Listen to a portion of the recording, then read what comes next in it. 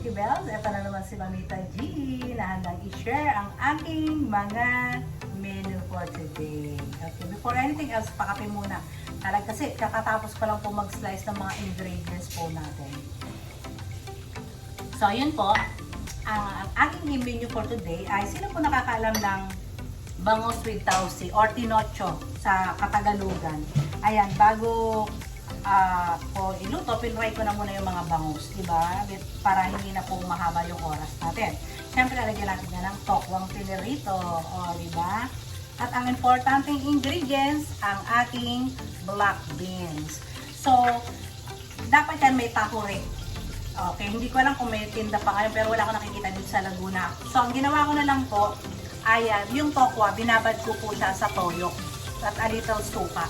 So, yun yung nilamuta ko doon. So, yun yung naging takuri po kung tawagin. Hindi ko pa alam kung alam yan. Yung mga anong araw, alam po yan. So, yun ang ating isang menu. Bangus with tausi, black beans, with tausi black beans. And then, magiging-nataang langka po tayo. Langka na ilaga ko na po. O, diba? Ang ingay ng ating mantika, diba? So, nananawagan na siya. Ibig sabihin, lagyan natin siya ng luya. Diba na po siya. Lahat po ng lulutuin ko ngayon may luya, ginataan langka, tinolang manok, at saka etong tausi. So, yan, nalagyan ko na siya ng luya. So, napaka-healthy kasi maraming luya. Puro luya. So, ang pinakamaraming luya, syempre po ay ang ating tinolang manok. So, nagtira ako para sa ginataang langka. So, ayun, mga madam, tawag sana ba tayo? Nilagay ko na kasi matagal lutuin ang sawa. Ang isa pa po nating ulam ay tinolang manok. O, diba? So, ito pagsasabayin ko na para hindi sayang oras ko. Dito sa isa is tinola. Dito naman sa isa ay yung tausi. So, luya muna. Ang uunahin natin sa tausi. Luya. Sa tinola, luya din. Parehas. O, diba? May sayaw. Hindi. Ayan. Galingan.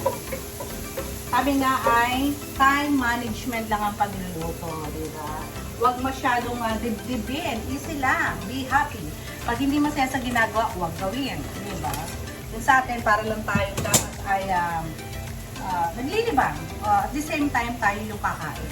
Diba?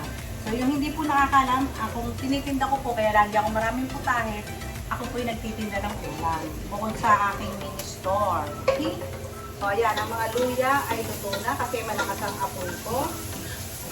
Ilalagay na natin ang beweng, ang mahiwagang beweng. Ayan yung tausi, tokwa na nilagyan ko ng toyo. Yun po yung sikreto kasi nga, di ba wala ng tahuri yata? Bawang. Wow. Diba? At yan, huwag titipirin ang mga sangka para sumarap ang lutuin. Bawang.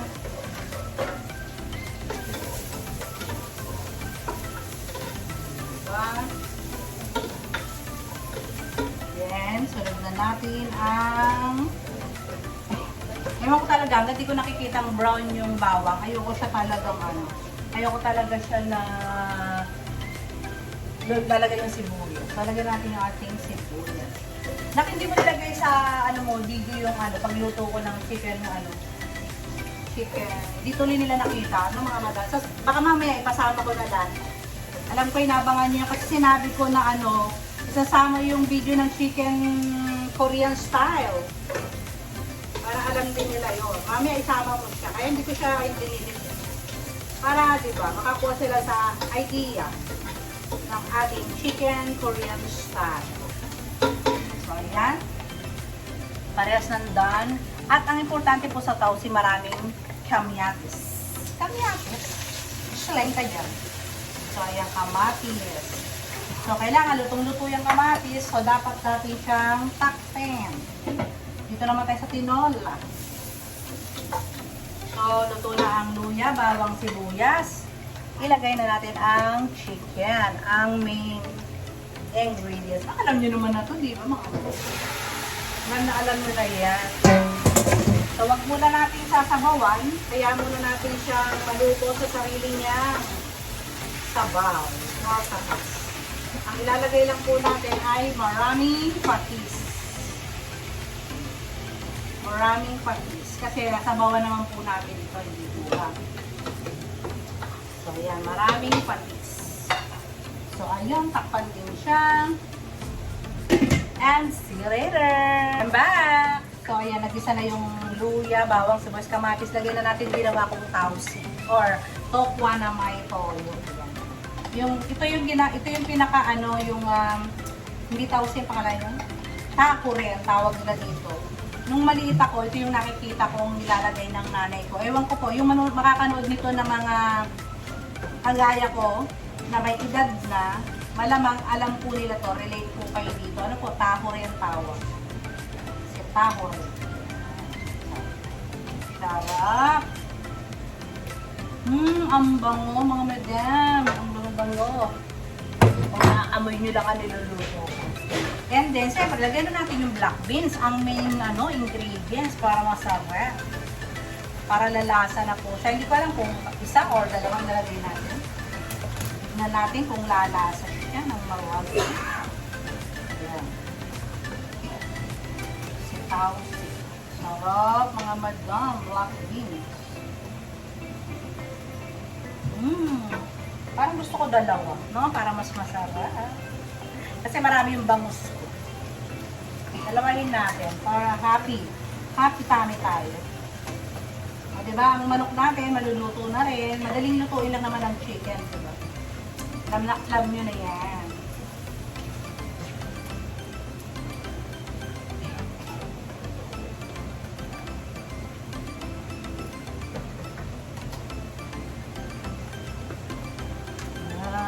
So, balikan ko kayo at lalagyan natin ito ng sabaw pala, diba?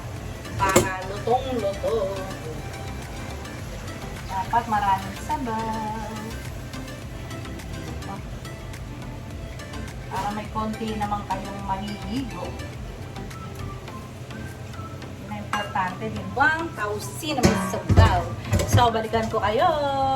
Ito po yung ingredients sa ating lulutuin for today. Diba may kape pa? Ayan, mag-tausi tayo. Ayan, nagisa ko na. Diba? Pinakita ko po sa inyo. Ngayon ko lang nakita. Naisip na hindi ko na video. So, ayun yung tinola. And ginataang langka. Diba? So, see you later. Para pagtapos na. Diba? Back. So, ayan, kulong-kulo na po ang ating pinocho. Kulong-kulo na. Dapat tikman po muna natin. Ano siya. Sarap. Lasal-lasa po yung black beans. So, lalagay ko na po yung tokwang pinried ko. Mamaya kaya ito. Yung bangus na lang muna. Ito na nga muna. Kahit ano naman dyan. Diba, nagbago ka. At lalagyan ko po siya ng konting slurry para medyo malapot naman ang konting sabaw. Huwag naman masyadong malagnaw. Kasi dinagdagan ko po yung sabaw. Gusto ko pag sinerve ko may konting sauce. Ating pinocho. Pinochong bangus. Ang mahal po ngayon ang bangus dito sa Pilipinas, mga madam. Kung nalalaman nyo lamang. Yung mga nasa ibang bansa dyan, swerte nyo kung mura sa inyo ang bangus. Pero mas mahal nila. Sa Taiwan, mura ang bangus.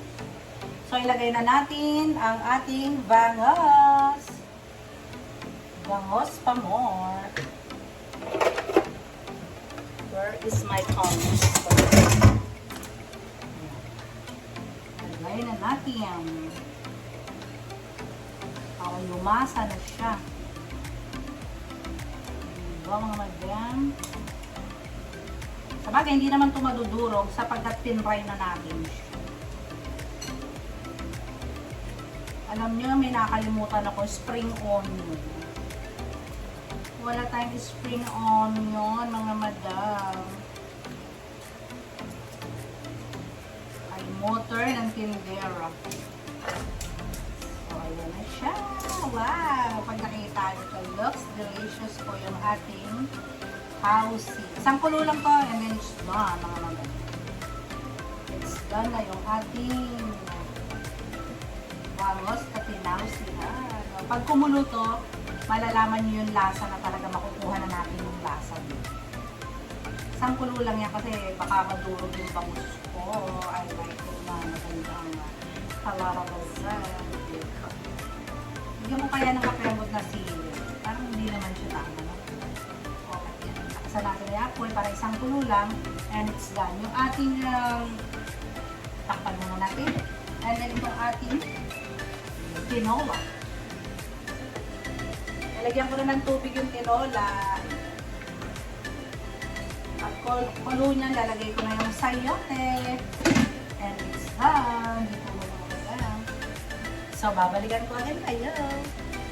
Dahil walang spring onion, lalagyan ko ng malunggay. Ay, di wala. Kung meron lang. O, di ba? Walang spring onion. Di ba, diskarte lang yan, mga madam. Ganun lang yan. Nagdagang ko pa. Natuwa naman ako sa ginawa. Para-paraan lang yan, di ba, mga madam? Para-paraan. So, it's done. Dito naman tayo sa ating tinola. Tinola, is okay na rin. Lagay na natin ang mga dapat ilagay. Yan, ang ating sayote. Wagang sayote.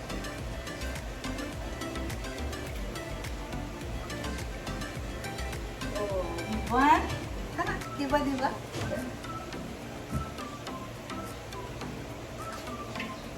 Pagkasa ng sayote, tapos mo. Gusto ko rin lagyan siya ng ilang sili. Palay mo naman, diba? Ma-sure.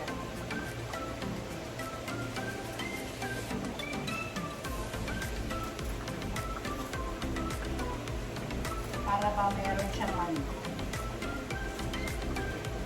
Invento pa more.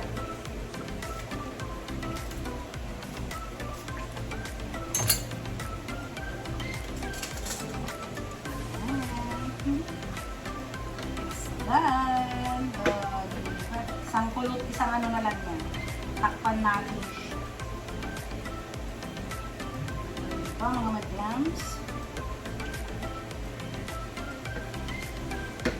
Let's try it.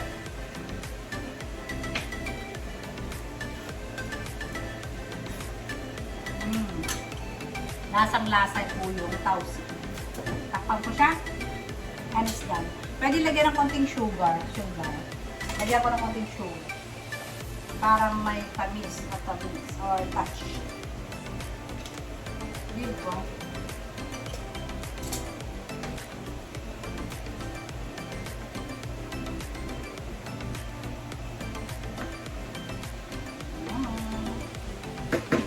Okay na yan. So, babalikan ko kayo. Ayan yung ating tochong bangos. And then the tinola. So, gata na lang yung ating isusunod. Okay, I'm back. So, ayan, malambot na po at sobrang kulo na ng ating tinola. So, the final, ang ating dahon. Mga dahon-dahon. Dahon ng malunggay, dahon ng sili. O, diba? Isang kulo lang yan and it's done. So, nakakadalawa na tayo. Susunod na natin ang ating langka.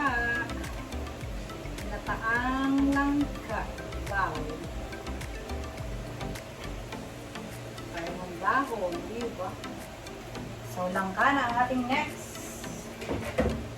Next is langka.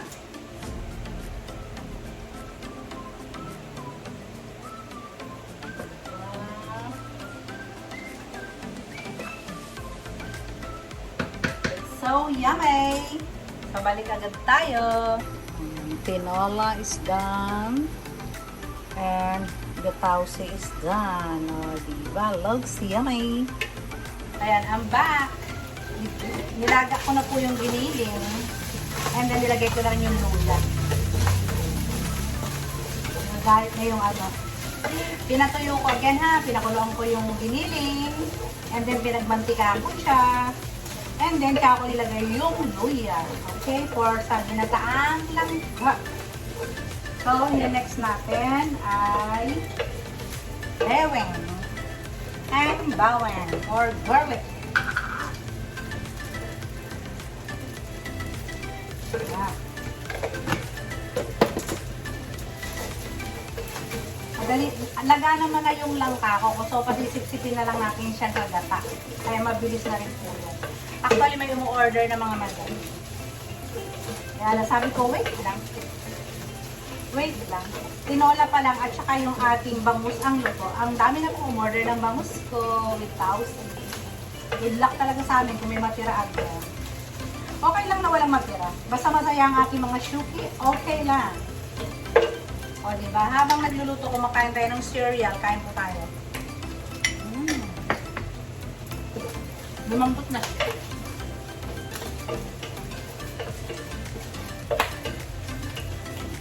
Soy milk po naman ang gamit ko dito sa aking cereal. Soy milk.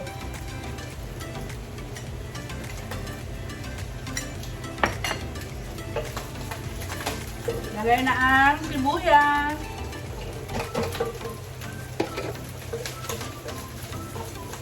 Again, nakalimutan ng alamang.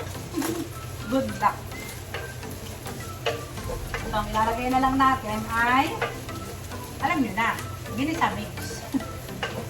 At patis. Napainin niya akong ginisa mix. Maraming patis. Para may lasa na po ang timano. Saka yung mga giniling, yung mga sibuyas. Pag ginigisa nyo, lagyan nyo na po yan ng asin.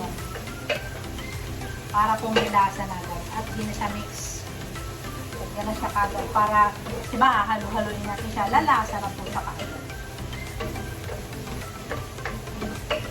So, langka in. Ilagay ang langka.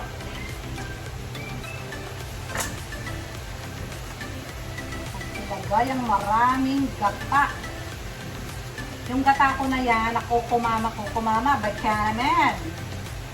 Ang dami mo lang, mabiling-mabili sa akin ang lang, ano mo, kukumama ka. Mabiling-mabili siya sa akin. Talaga yan ang ginagamit ko po kasi siya ay creamy. So, creamy kasi siya. So, isama na natin yung ceiling green. Ceiling green. Para maluto na din. Diba? Putulin natin siya para maraming yan. And the gata. Gata pangual.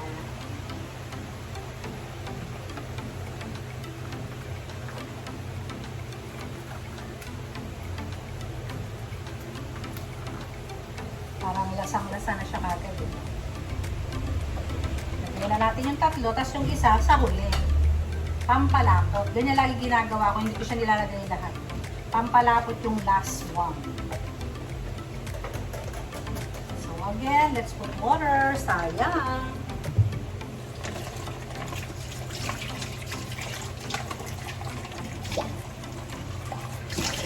Sayang.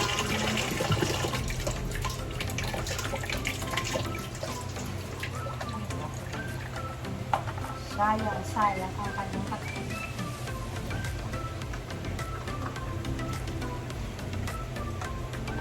Para walang sayang. Diba? Ang lasa niyan mga madam.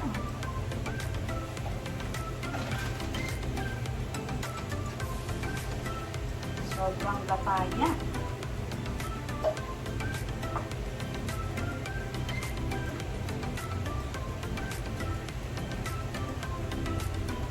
Itong lang pinakuloan ko na rin po sa asin.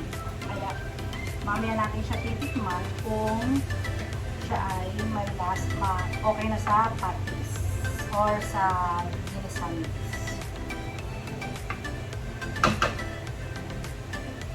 Kailangan siya ay okay.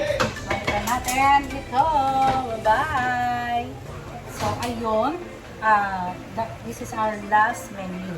Yung ginataang langka. So, alam ko naman, alam nyo na yan. So, I hope nagustuhan nyo yung ating tatlong menu for today. Yung bangus with tausi, chicken tinola, and this one. The last one is ginataang langka. So, again, Thank you for watching and please subscribe, like, and share. Again, maraming salamat.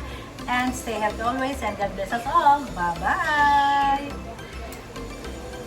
So, this is my last menu, ang langka or ginataang langka. It's also done.